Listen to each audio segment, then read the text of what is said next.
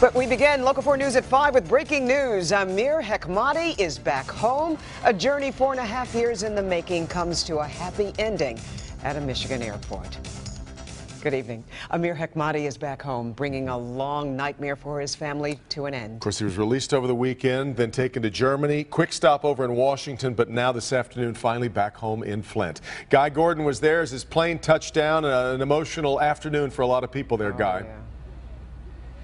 Oh, it certainly was, and this community has been behind him every step of the way, Devin and Carmen. It was 4.5 years ago. He was planning to start his career at the U of M. Instead, he thought he'd visit his grandmother, who was ailing in Iran. He did that. He was pulled from his bed in the dead of night, charged with being a spy, and condemned to death. But thanks to a prisoner exchange back on Sunday, Amir Hekmati was able to step off his chartered jet today, back on Genesee County soil after 4.5 long and arduous years. He was greeted by a 5- and 7-year-old niece and nephew who were just toddlers when he was taken. He must have been amazed at their growth.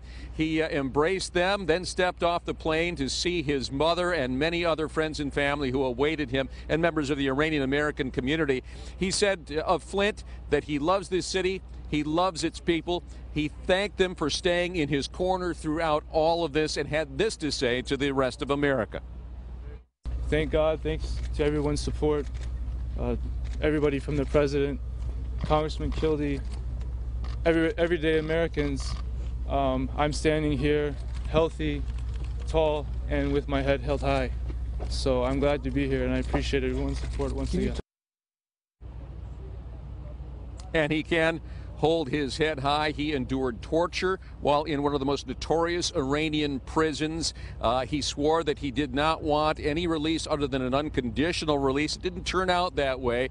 6 trade violators were released as part of this deal, but not national security threats or anything like that. He was asked what he's going to do next. He said he doesn't have any plans other than to grant a few interviews, but he could return to his academic career if he wanted to. He has possibilities after 4 long years. We're live from Flint Bishop Airport. I'm Guy Gordon, Local 4. Carmen and Devin, back to you. There was, by the way, a Marine Honor Guard here. Normally, they provide services at military funerals.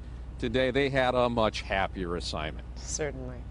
Guy, well, there is a lot to be told here still about his time being held. It's you mentioned the torture. It sounds like he went through an awful lot in his 4.5 years. He really did. Solitary confinement, plus just the ups and downs of being convicted, having the conviction overturned, then being convicted again. He thought it would be at least 10 years. But yes, it has been an emotional turmoil, but also he had health problems, breathing issues while he was there, severe weight loss, and as I said, solitary confinement. He was ill-treated. But at last, there's no place like home.